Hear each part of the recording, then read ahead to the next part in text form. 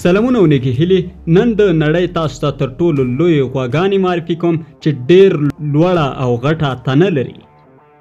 موږ ډېرې غواګانې په ژوند کې لیدلې دي چې ډېر غټ بدن نه لري، ښکرونه لري، همدارنګه نورې مادې لري.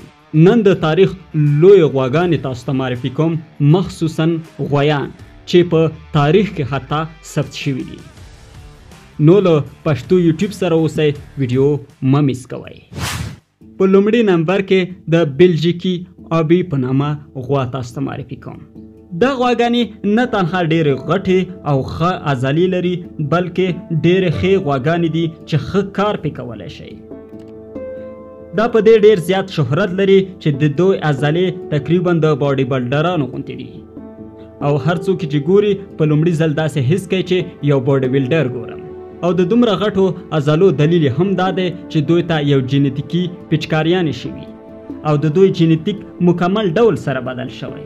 دا غواګانې تر 1300 کیلوګرامه پورې غټېدلی شي، او دغو غواګانو نه په زراعت کې هم ډېره ګټه اخیستل کیږي. دویم نمبر کې سی بي بینیاري. کومې غواګانې چې په تصویر کې ګورئ د پاکستان هیواد څخه دي، چې ډیره غټه بدن لري چې کولی شي تر 2 مترونو پورې خپل قد جیګ کړي. د دوی قد تقریبا له 2 مترونو هم زیات جیګیږي. دا غواګانې ډیرې قوي دي او قوي عضلې هم لري چې د دوی وزن د هغې نه 300 کیلو زیات چې پخوا مې معرفي کړې وزن زیاتیږي، چې تر 1600 کیلوګرامه پورې د دوی وزن زیاتیږي. کومې غواګانې چې د سیبې په نامه معرفي کړلې ما، دغه غواګانې د پاکستان په ناری دریاب خواته اکثره د دوی میله برګزار کیږي چې ډېر خلک یې لیدو ته راځي. حتی پاکستانیان داسې وایي چې دا غواګانې د نړۍ تر ټولو تاریخي غټې غواګانې دي، او له دې غټې نشته.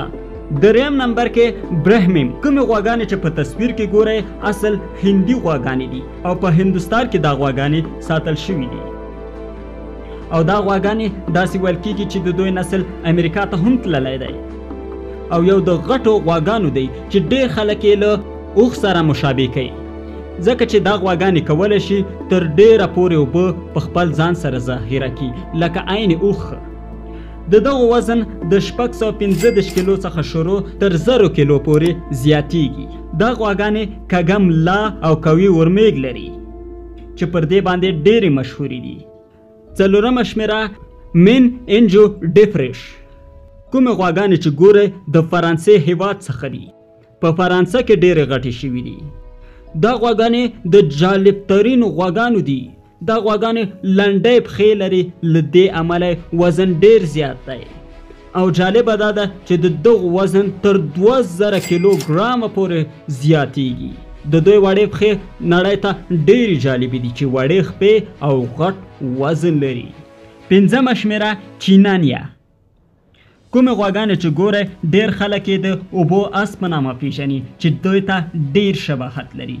دا غواګانې د 1800 سانتي متر پورې جګوالی لري، او تر ټولو غټه چې ثبت شوې ده تر 1800 کیلوګرامه پورې وزن یې درلوده.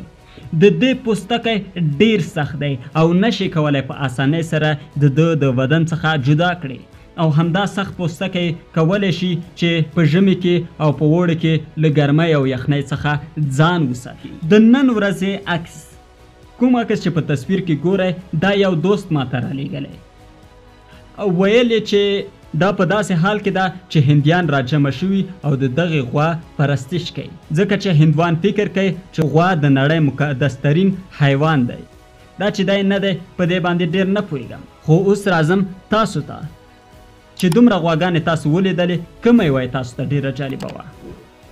خپل نظر د کمنټ په بخش کې ماته ولیکئ. آرامه اوسئ او آباده اوسئ.